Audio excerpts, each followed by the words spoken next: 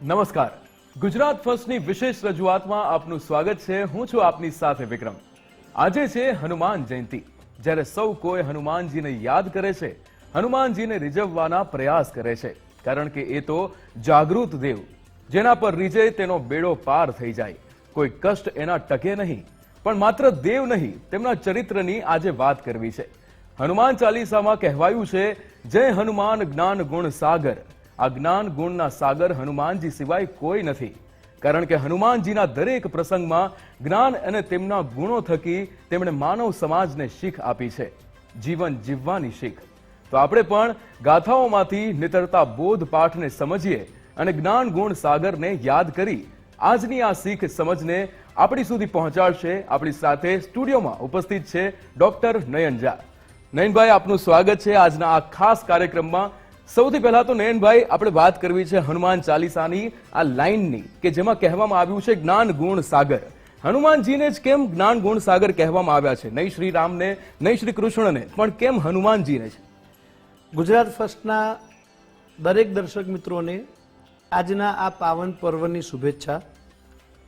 હનુમાન શા માટે ગુણ, જ્ઞાન અને નિધિના સાગર? તો હનુમાન માટે એક વિશેષણ વાપર્યું છે કે જ્ઞાની નામ અગ્રગણ્યમ. જેટલા પણ આ દુનિયામાં જ્ઞાની પુરુષો થઈ ગયા, કે જ્ઞાની મહાત્માઓ, સંતો થયા, કે ઈશ્વરીય તત્વ જે પણ કંઈ થયા, આ તમામ તત્વમાં સૌથી પ્રથમ જો કોઈને સ્થાન મળ્યું હોય તો વિક્રમભાઈ એ સ્થાન મળ્યું છે હનુમાનજીને. બીજું, હનુમાનજી વિશે એવું કહેવાય છે કે બુદ્ધિમતામ વરિષ્ઠમ, શ્રેષ્ઠ બુદ્ધિ જેને કહેવાય, મેધાવી બુદ્ધિ જેને કહેવાય, જો કોઈનામાં હોય તો એ છે હનુમાનમાં. પ્રશ્ન થાય કે શા માટે હનુમાનને ગુણ અને નિધિના સાગર કહેવામાં આવ્યા છે? તો સ્વયં રામ પોતે હનુમાનના વખાણ કરતા લક્ષ્મણને જણાવે છે. જ્યારે પહેલી વખત રામ અને હનુમાનની મુલાકાત થાય છે ત્યારે રામ કહે છે લક્ષ્મણને કે હે લક્ષ્મણ, આ સામે જે વાર્તાલાપ કરેલી જે વ્યક્તિ છે એ 4 વેદ અને પ્રખર એમ કે વ્યાકરણનો કોઈ વિદ્વાન વ્યક્તિ છે, અને એની જે ભાષા શુદ્ધિ છે, એનું જે જ્ઞાન છે, અને જે રીતે એમ કે આપણી પરીક્ષા કરી રહ્યા છે, આ કોઈ સામાન્ય વ્યક્તિ નથી. આ કોઈ ઉત્તમ જેને કહેવાય કે પ્રખર એવા હનુમાન પોતે વિદ્વાન છે. હનુમાન ગુણ અને જ્ઞાનના સાગર એટલા માટે છે કે પોતે સૂર્ય જેમના ગુરુ છે. હનુમાનને જ્ઞાન આપવાનું કાર્ય કર્યું છે ભગવાન સૂર્યએ. તો સાક્ષાત સૂર્ય જેના ગુરુ છે. બીજું, હનુમાન જુદા જુદા દેવતાઓના આશીર્વાદ એને પ્રાપ્ત છે. કુબેર દ્વારા એમને ગદા મળી, અસ્ત્ર શસ્ત્રનું જ્ઞાન જુદા જુદા દેવોએ એમને આપ્યું. તો જુદા જુદા દેવો પાસેથી એમણે જ્ઞાન પ્રાપ્ત કર્યું છે. બીજું, હું તમારી આગળ વાત કરું વિક્રમભાઈ કે હનુમાન ગુણ અને નિધિ. તો નિધિ અને ગુણ એના જો પ્રકારોની વાત કરીએ તો વિદ્યા નિધિ, ઐશ્વર્ય નિધિ, આગળ હું વાત કરું તો જ્ઞાન નિધિ. તો આવી જે પણ કઈ નિધિઓ છે એનો ભંડાર છે હનુમાન. બીજું, અષ્ટ સિદ્ધિની વાત કરું તો અણિમા, મહિમા, લગીમા, ગરિમા, પ્રાપ્તિ, પ્રાકામ્ય, ઈશત્વ, આવી 8 પ્રકારની સિદ્ધિઓ જે છે એ હનુમાનમાં છે. એટલે હનુમાનને ગુણ અને નિધિનો ખજાનો કહેવામાં આવે છે, જેના ઘણા બધા ઉદાહરણો રામાયણમાં હનુમાન સ્વયં પોતાના વ્યક્તિત્વથી, પોતાના ચરિત્રથી આપણને આપે છે. બિલકુલ નયનભાઈ, જેવી રીતે આપણે વાત કરી, આપણે જ્ઞાન ગુણ સાગર હનુમાનજી વિશે વાત કરી રહ્યા છીએ, ત્યારે એમણે જે કામ શ્રી રામ માટે કર્યા છે, રામકાજની સફળતા પાછળ જો કોઈનો સર્વશ્રેષ્ઠ એમનું મહત્વ રહેલું હોય તો એ હનુમાનજી છે. તો સવાલ એ પણ થાય કે ભગવાનનું કામ કરવાની જેમને અવસર મળી હોય, એમનું ચરિત્ર કેવું હોય? જુઓ, હનુમાનનું ચરિત્ર ની જ્યારે આપણે વાત કરીએ ત્યારે એમના ચરિત્ર વિશે સ્વયં પોતે સીતા માતાને એવું કહે છે કે રામદૂત મેં માતુ જાનકી, સત્ય શપથ કરુણા નિધાન કી. હનુમાન પોતે સ્વયં રામ કાર્ય માટે જ આ પૃથ્વી ઉપર અવતર્યા છે. ભગવાન પોતે હનુમાનને દૂત તરીકેની જવાબદારી આપે છે. ભગવાનને ખબર છે કે મારું આ જો કાર્ય આ પૃથ્વી પર કોઈ કરી શકે એમ હોય તો એકમાત્ર હનુમાન છે. રામ કાજ લગી તવ અવતારા, આવું સુંદરકાંડની અંદર પણ વાત થઈ છે કે ભાઈ હનુમાનનો અવતાર જ થયો છે રામ કાર્ય માટે. તો રામના જે પણ કઈ મહાન કાર્યો, બીજું હનુમાન વિશે હું એક મહત્વની વાત કહું કે રાવણનું યુદ્ધ જ્યારે થયું અને રામે રાવણ ઉપર વિજય મેળવ્યો, એ પાછળનું મૂળ કોઈ કારણ હોય તો હનુમાન છે. જો હનુમાન ના હોત તો રામ સીતાની ભાળ ન મેળવી શક્યા હોત કે સીતા ક્યાં છે. કદાચ સીતા મળી ગયા હોત કે સીતાની ભાળ મેળવી લીધી હોત તો યુદ્ધ પ્રસંગે જે મુશ્કેલીઓ આવી એ મુશ્કેલીઓનો હલ કઈ રીતે મેળવવો એનો તાગ ફક્ત ને ફક્ત હનુમાન પાસે હતો.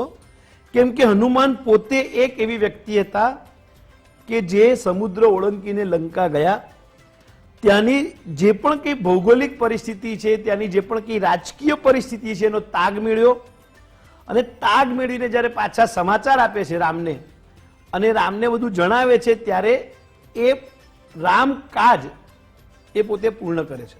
બિલકુલ નયનભાઈ, આગળ વધીએ અને જે પ્રસિદ્ધ કથા છે રામેશ્વરના કિનારેથી જ્યારે હનુમાનજી એ લંકા જાય છે, જાંબવંત તેમને બધી વસ્તુઓ યાદ કરાવે છે, આ કથા આપણે સાંભળીશું. સુંદરકાંડના પ્રારંભમાં એવું કહેવાયું છે કે જાંબવંત કે વચન સુહાઈ સુની હનુમંત અતિશય ભાઈ. તો સુંદરકાંડના પ્રારંભમાં જેવું છે કે હનુમાન પાસે ઘણી બધી શક્તિઓ હતી, પણ મત્તંગ ઋષિના એક શ્રાપને કારણે હનુમાનની એ શક્તિઓ બધી વિલુપ્ત થઈ ગઈ હતી. બધી શક્તિઓ જેને કહેવાય કે એમને યાદ નથી, કારણ કે નાનપણથી જ હનુમાનનું જે વ્યક્તિત્વ હતું, એમનું જે ચરિત્ર હતું, એ બાળ સહજ એમના જે તોફાનો જેને કહેવાય એ ઋષિ મુનિઓને હેરાન કરતા હતા. એ સૂર્યને પણ જેને કહેવાય કે ફળ સમજીને ભક્ષણ કરવાની એમની જે કથા છે, એટલે એ ઋષિ મુનિઓને ધ્યાન ભગ્ન કરતા હતા. એટલે એમને શ્રાપ મળ્યો હતો અને એનું વરદાન એવું હતું કે જ્યાં સુધી તમને તમારી શક્તિઓની જાણ નહીં થાય ત્યાં સુધી એમ કે તમે તમારી શક્તિઓને ભૂલી જશો. રામ કાર્ય માટે સમુદ્ર કિનારે જ્યારે જાંબવંત આખી કથા હનુમાનને એના ગુણોની વિશે વાત કરે છે, એના પરાક્રમ વિશે વાત કરે છે, ત્યારે હનુમાનને પોતાની શક્તિઓનો અહેસાસ થાય છે અને એ શક્તિઓના ભાગરૂપ એક જ છલાંગમાં પોતે આખો સમુદ્ર ઓળંગીને લંકા ગમન કરે છે. લંકા જઈને પાછા આવવું એમના માટે બહુ સામાન્ય હતું, પણ લંકામાં જતા પહેલા જે વિઘ્નો આવ્યા, એમને સિવિકા નામની રાક્ષસી મળી, લંકીની મળી, સુરસા મળી. આ જે પણ કઈ રાક્ષસીઓ ત્રણ મળી, જે પણ કઈ વિઘ્નો આવ્યા એ વિઘ્નો એમણે દૂર કર્યા. લંકા ગયા, સીતાને આખી લંકામાં શોધે છે. પહેલા તો રાજમહેલમાં શોધે છે, ત્યાં સીતા ન મળ્યા. વિભીષણને મળ્યા, અશોક વાટિકામાં ગયા, માં સીતાને જોયા, રાક્ષસોનો સંહાર કર્યો. ત્યાં ઇન્દ્રજીત દ્વારા પોતે બંદી બનવામાં આવ્યા. રાવણ પાસે ગયા, રાવણની જે શક્તિ છે એ શક્તિઓ પોતે પીછાણી. છેલ્લે લંકા દહન કર્યું અને ત્યાંનું ખાલી દૂત તરીકે નહીં વિક્રમભાઈ, પણ દૂતની સાથે સાથે ગુપ્તચર તરીકેની જે ભૂમિકા છે એ પણ રાવણ આ હનુમાને બહુ બેખૂબી જેને કહેવાય કે ભજવી. બિલકુલ. એટલે અહીંયા આપણે વાત કરીએ કે જ્યારે લંકા જાય છે, હનુમાનજી લંકા પહોંચે છે અને તેનું જ્યારે દહન કરે છે, લંકા દહન, ત્યારે એ એમની શક્તિ બતાવે છે. અને બીજી બાજુ જ્યારે રાવણનો અને હનુમાનજીનો સંવાદ જોઈએ તો એ બે વિદ્વાનો વચ્ચેની વાતચીત, એ સંવાદ જે છે એ આપણે જોઈએ તો એવું લાગે કે એક બાજુ રાવણ કે જે એક જ્ઞાની છે અને બીજી બાજુ એક પરમ જ્ઞાની હોય તેવા સંવાદ અહીંયા સાંભળવા મળે છે. સાચી વાત છે. રામાયણમાં ઘટના છે જ્યારે ઇન્દ્રજીત હનુમાનને બંદી બનાવીને રાવણની સભામાં જ્યારે હાજર કરે છે, ત્યારે રાવણના મનમાં એમ જ હતું કે આ કોઈ સામાન્ય જેને કહેવાય કે વાનર આવ્યા છે. પણ લંકાના જે લોકોએ હનુમાનનું પરાક્રમ જોયું પછી એ રાવણને કહે છે કે રાવણ, આ કોઈ સામાન્ય વાનર નથી, પણ આ કોઈ દેવ છે કે જે વાનર બનીને અહીંયા એમ કે પધાર્યા છે. બે વિદ્વાન, રાવણ પોતે પણ બુદ્ધિશાળી છે. રાવણ માટે એક શબ્દ છે વિદ્યા વિશારદ, 4 વેદો, અને હનુમાન માટે પણ આ શબ્દનો ઉપયોગ થાય છે કે હનુમાન પોતે પણ 4 વેદોના જ્ઞાતા છે. એટલે બે જ્ઞાની, બે પરાક્રમી વ્યક્તિ વચ્ચેનો જે સંવાદ, અને સંવાદ કેવો તો તટસ્થ એક સંવાદ હતો. એક હનુમાન પોતે સમજાવે છે રાવણને કે ભલે હું દૂત બનીને આવ્યો છું, પણ સમગ્ર પૃથ્વીમાં એક જ જેને કહેવાય કે રાજા હોઈ શકે, અને રાજા છે રામ. હે રાવણ, તું એમ કે રામના શરણમાં આવ, રામના શરણમાં આવી અને જે પણ તારી આ લંકા છે એ લંકાને તું બચાવવાનો પ્રયત્ન કર. રાજનીતિ જેને કહેવાય એનો ઉપદેશ હનુમાન રાવણને આપે છે કે આ જે પણ તે કાર્ય કર્યું છે, એક સ્ત્રીનું અપહરણ રૂપિયા જે પણ કંઈ કાર્ય, એ કાર્ય સારા માણસ માટે એમ કે નિંદનીય છે. તો રાજનીતિનો ઉપદેશ વિચાર કરો કે રાવણને આપે છે હનુમાન. બિલકુલ બિલકુલ. હવે એક બાજુ જ્યારે આપણે વાત કરીએ છીએ હનુમાનજીની અપાર શક્તિની, એમના બળની વાત કરીએ છીએ, ત્યારે બીજી બાજુ એવા પણ ઘણા બધા પ્રસંગ છે કે જ્યાં એમની ભક્તિ જોવા મળે છે, એમની ભક્તિની નિર્મળતા જોવા મળે છે. તો એવા પ્રસંગ વિશે પણ વાત કરીએ. સમગ્ર રામાયણમાં હનુમાન અને રામ ભક્તિ એ એકબીજાની ઓતપ્રોત છે. જ્યારે પણ હનુમાનજી પોતાની જાતને રામ ભક્ત હનુમાન એ રીતે પોતાની જાતને મૂલવે છે. તો એક સુંદર કથા છે કે એક દિવસ માતા સીતા પોતાના કક્ષની અંદર તૈયાર થતા હતા, અને માથામાં એક સિંદૂર જેને કહેવાય કે સૌભાગ્યની જે ચિહ્ન છે એ સીતા માતાએ સિંદૂર જેને કહેવાય કે પૂરે છે. એટલે એક કુતૂહલતાવશ પૂછે છે હનુમાનજી સીતા માતાને કે તમે આ સેથીમાં જે સિંદૂર લગાવ્યું છે એનું કારણ શું?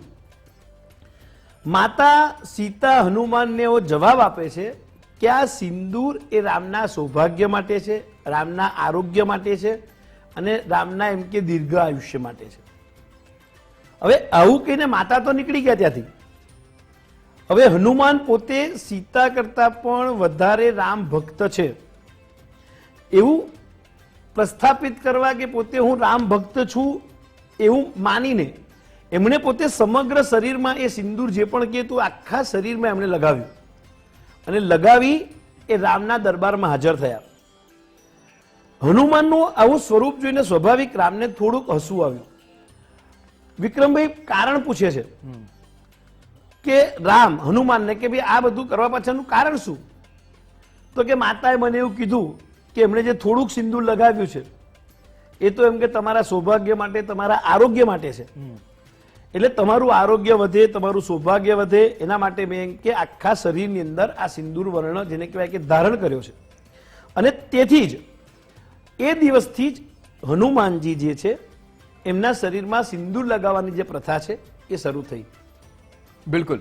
નયનભાઈ, તમે જે વાત કરી એમાં રામદૂત હનુમાનજીનું એમના ઉલ્લેખ થયો છે. અહીંયા એ વાત પણ કરવી જોઈએ કે જ્યારે એ લંકામાં જાય છે અને સીતામાને મળે છે ત્યારે એ એક ખુદ શિવના અંશ, રુદ્ર અવતાર હોવા છતાં, પવનપુત્ર હોવા છતાં એ રામદૂત તરીકેની ઓળખ આપે છે. જુઓ, દૂતના 2 પ્રકાર હોય છે. ચાણક્ય, નીતિશાસ્ત્ર, કે તમે રાજકીય રીતે જુઓ તો દૂત 2 પ્રકારના છે વિક્રમભાઈ.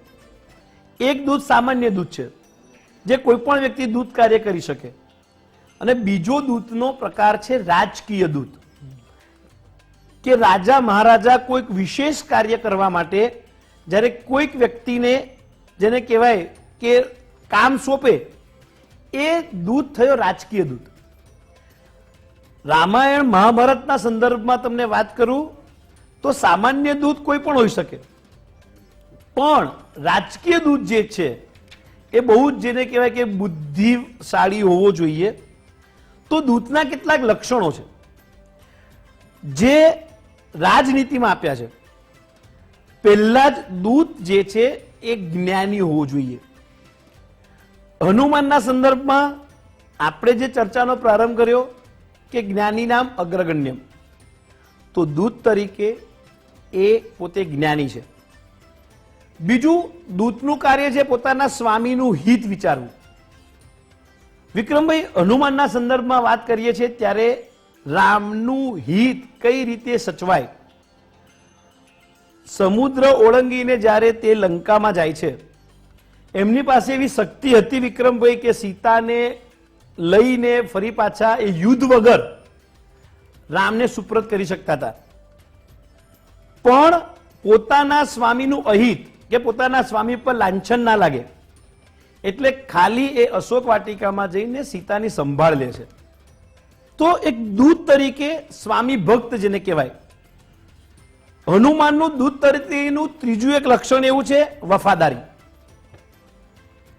ખાલી આપણને એવું લાગે કે હનુમાન રામના જ દૂત બન્યા છે એવું નથી વિક્રમભાઈ, બહુ સમજવાની વસ્તુ છે. કિષ્કિંધા કાંડની અંદર સુગ્રીવ પણ એની પાસે ઘણા બધા એના મંત્રીઓ હોવા છતાં જ્યારે ઋષિશૃંગ પર્વત ઉપર રામ અને લક્ષ્મણ બંને આવી રહ્યા છે ત્યારે બંને વ્યક્તિ કોણ છે એ જાણવાની જે જવાબદારી છે એ સુગ્રીવ આપે છે હનુમાનને. કારણ કે સુગ્રીવને ખબર છે એક જ એવી વફાદાર વ્યક્તિ છે કે જે વ્યક્તિ સાચો સંદેશો આપશે. તો દૂત તરીકે પોતાના સ્વામીની વફાદારી. લંકા ગયા, હનુમાનને ઘણી બધી જેને કહેવાય કે રાવણ દ્વારા ઘણી બધી સંપત્તિ માટેની, ઘણી બધીની પ્રતિષ્ઠા માટેના, પદ માટેના લોલોભન જેને કહેવાય કે લોભ મળ્યા, પણ એ લોભ હનુમાને સ્વીકાર્યા નથી. દૂત તરીકેનું આજે વાત કરું આગળ, તો અસ્ત્ર શસ્ત્રમાં પોતે નિપુણ છે, રાજકીય દૂત છે. એટલે જરૂર પડે છે એ અશોક વાટિકાની અંદર અક્ષ જે રાવણના દીકરા હતા એનો સંહાર કરે છે, ઇન્દ્રજીત સાથે યુદ્ધ કરે છે, લંકા દહન કરે છે. એ અસ્ત્ર શસ્ત્રના જ્ઞાતા છે. બીજું, દૂત માટેની હું વાત કરું તો વાતચીતમાં કુશળ છે. એ ઇન્દ્રજીત સાથે વાત કરે છે, એ રાવણ સાથે વાત કરે છે ત્યારે એકદમ નિડરતાથી વાત કરે છે. કોની સાથે કઈ રીતે વાત કરવી, દૂત તરીકે આ બહુ જ જેને કહેવાય કે જરૂરી. કારણ કે દૂતનું કાર્ય છે સમાચાર આપવા, સંદેશો આપવો. સંદેશામાં કંઈક પ્લસ માઇનસ થાય, કંઈક વધારે બોલાઈ ગયું તો આપણે કહેવાય છે કે બોલવામાં યુદ્ધો થઈ ગયા. તો યુદ્ધને કઈ રીતે પેલા તો ટાળવું. સંદેશો રામનો લઈને જાય છે એ યુદ્ધ ટાળવા માટેનું પેલા તો એ પ્રયત્ન કરે છે. અને એટલે જ મહાભારતની અંદર કૃષ્ણ દૂત બનીને જાય છે કૌરવોને સમજાવવા માટે. અંગદ પોતે દૂત બનીને જાય છે. એટલે દૂતનું કાર્ય બહુ જવાબદારીનું છે. અને એટલે જ રામે હનુમાનને દૂત તરીકે પસંદગી ઉતારી. બિલકુલ બિલકુલ. આગળ વધી અને જે રીતે આપણે અગાઉ પણ વાત કરી હનુમાનજીના ચરિત્ર વિશે, પણ એ ચરિત્રને આજની પેઢી એ કઈ રીતે મેનેજમેન્ટ શીખવે છે, આ પેઢીને કઈ રીતે મેનેજમેન્ટ શીખવે? જુઓ, મારી દ્રષ્ટિએ મેં જે રામાયણનું આખું એનાલિસિસ કર્યું છે તો મારી દ્રષ્ટિએ હનુમાન એક ઉત્તમ મેનેજમેન્ટ જેને કહેવાય એ કરનારી વ્યક્તિ છે. કઈ રીતે? તો સૌથી પહેલા એક મેનેજરના જે પણ કંઈ ગુણો હોય, વ્યવસ્થાના જે પણ કંઈ ગુણો હોય, એમાંથી કેટલાક ગુણોનું આપણે અહીંયા સરખામણી કરીએ હનુમાનના જીવન સાથે. તો દર્શક મિત્રો, પહેલો ગુણ છે એક મેનેજર તરીકે કર્મ પ્રત્યેનું સમર્પણ. વિક્રમભાઈ, કામ નાનું હોય કે કામ મોટું હોય, પણ એ મેનેજર તરીકે, એક મેનેજમેન્ટની વ્યક્તિ તરીકે જે કામ જેને મળ્યું છે એ કામ પ્રત્યેનું તમારું સમર્પણ, તમારું કમિટમેન્ટ કેટલું. હનુમાનને એવું કહેવામાં આવે કે સીતાને શોધવાના છે તો એ વફાદારી, કામ પ્રત્યેનું મેનેજમેન્ટ, કમિટમેન્ટ એવું હતું કે ગમે તે ભોગે એ સીતાને શોધીને લાવશે. તો મેનેજમેન્ટ તરીકે મારી દ્રષ્ટિએ પહેલું લક્ષણ હનુમાનનું હતું એ હતું કમિટમેન્ટ. બીજું, કમિટમેન્ટ હોય મારામાં, પણ એઝ એ મેનેજર મારામાં ઈચ્છા શક્તિ ના હોય કામ કરવાની તો હું કામ કરી ના શકું. એટલે હનુમાનથી બીજો ગુણ જે શીખવાનો છે મેનેજમેન્ટનો છે ઈચ્છા શક્તિ. કે મારા સ્વામીનું કામ છે, એ ન કે પ્રકારે મારી એવી ઈચ્છા છે અને એવું કહેવાય છે ગુજરાતીમાં સરસ એક સૂક્તિ છે વિક્રમભાઈ, જેને ખુદનો ભરોસો નહીં એને ખુદાનો ભરોસો નકામ. ઈશ્વર એને જ મદદ કરે છે કે સ્વયં પોતે પેલા જાતે પોતાની મદદ કરે છે. તો હનુમાનના સંદર્ભમાં એક આ મહત્વનો ગુણ છે એની ઈચ્છા શક્તિ. બીજું મેનેજમેન્ટના સંદર્ભમાં ત્રીજો મહત્વનો ગુણ હોય છે વફાદારી. તમે જ્યાં છો ત્યાં વફાદારીપૂર્વક કામ કરો. હનુમાન સુગ્રીવના પક્ષે હતા ત્યારે એટલા જ વફાદાર હતા. સુગ્રીવ સાથે જ્યારે રામની મિત્રતા થઈ, એ રામના જે પણ કંઈ કાર્યો કર્યા છે બધા જ એમણે વફાદારીથી કર્યા છે. ત્રીજું મેનેજમેન્ટ તરીકેનો મહત્વનો ગુણ છે કાર્યની સૂઝબૂઝ હોવી જોઈએ. તમને સોંપાયેલું કામ તમે કઈ રીતે પૂર્ણ કરો છો એની આવડત તમારામાં હોવી જોઈએ. હનુમાને બહુ જ બેખૂબી કરી બતાવ્યું છે.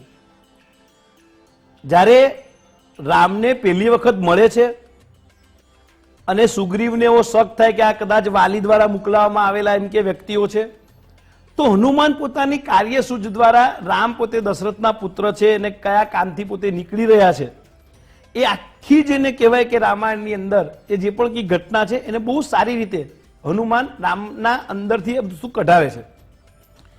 બીજું કાર્યસૂઝ, એને સોંપ્યું તો ખાલી સીતાને જોઈને આવવાનું છે કે સીતા ક્યાં છે, પણ હનુમાનનું મેનેજમેન્ટ એવું હતું, કાર્યસૂઝ જેવી હતી કે લંકામાં ગયા પછી ભવિષ્યમાં જ્યારે યુદ્ધ થાય તો કઈ કઈ મુશ્કેલીઓ અમારા પક્ષે આવશે અને મુશ્કેલીનો ઉકેલ કઈ રીતે લાવો. સુષેણ વૈદ્યને લાવવાની વાત થઈ તો એમને ખબર છે કે વૈદ્ય ક્યારે છે, ભાઈ યુદ્ધ થશે, લશ્કરો એમ કે ગવાશે, કદાચ લક્ષ્મણની મૂર્છા તો પછીની વાત છે, પણ એ બધી ઘટના હતી ત્યારે એમણે સુષેણનું ઘર પણ જોયું હતું કે અહીંયા સુષેણ રહે છે. બીજું રામનું કે હનુમાનના સંદર્ભમાં હું મેનેજમેન્ટની વાત કરું તો કોઈ પણ વિઘ્નો જીવનમાં આવે ત્યારે એમનો રસ્તો કઈ રીતે સરળતાથી પસાર કરવો કે કઈ રીતે એનો હલ કરવો. સમુદ્રમાં પ્રવેશે છે, સિંહિકા મળે, લંકિની મળે, એ ત્રણ રાક્ષસીઓને કઈ રીતે પોતે પોતાના વશ કરે છે. પછી આગળ જતા જતા જે પણ કઈ વિઘ્નો આવ્યા એ વિઘ્નોને એમણે કઈ રીતે દૂર કર્યા. તો મેનેજમેન્ટનો એક મહત્વનો જેને કહેવાય કે સિદ્ધાંત છે, કામ કરીશું વિઘ્નો આવશે તો એનો રસ્તો પણ શોધવાનો આ હનુમાનમાંથી લેવામાં આવતા ગુણો છે.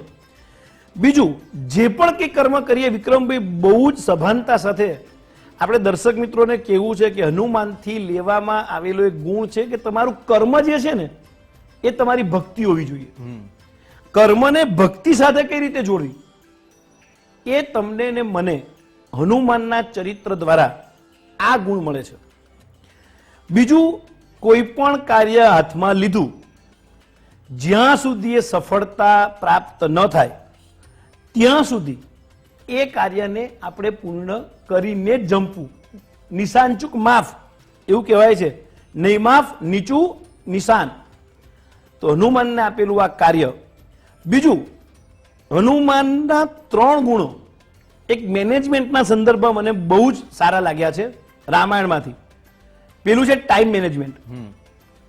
ભાઈ સીતાને શોધવા નીકળ્યા હતા, જઈએ છે શાંતિથી, શું ઉતાવળ છે, પણ નહીં, કઈ રીતે ઓછા સમયમાં એમણે સૂઝબૂઝ દ્વારા ટાઈમ મેનેજમેન્ટ સાથે કઈ રીતે લંકામાં જઈને પાછા આવીને રામને મળીને 1 મહિનાનો સમય આપ્યો હતો રાવણે સીતાને કે તારી પાસે 1 મહિનાનો સમય છે, જો 1 મહિનામાં તું નહીં માને કે તારો રામ નહીં આવે તો એ ટાઈમ મેનેજમેન્ટ.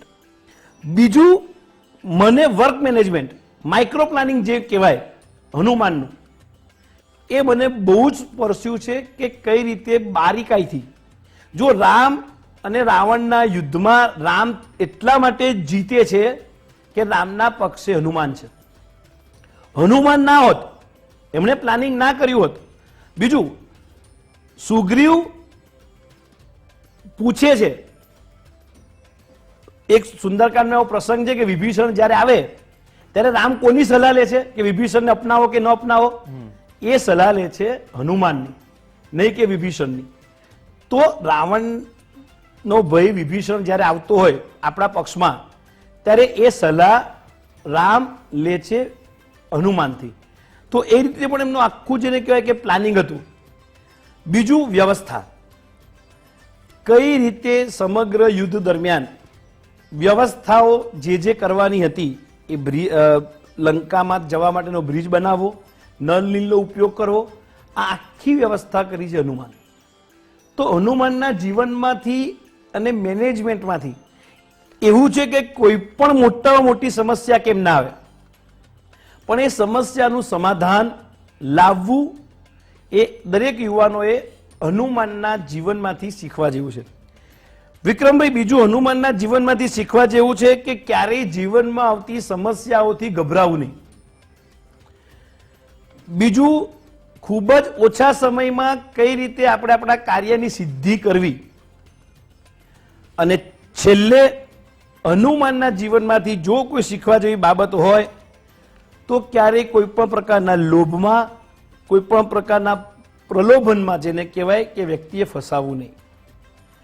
અને દુશ્મનના ખેમામાંથી, છાવણીમાંથી જો કોઈ મિત્ર મળે તો એને પણ અપનાવવો, એટલે વિભીષણને અપનાવે છે.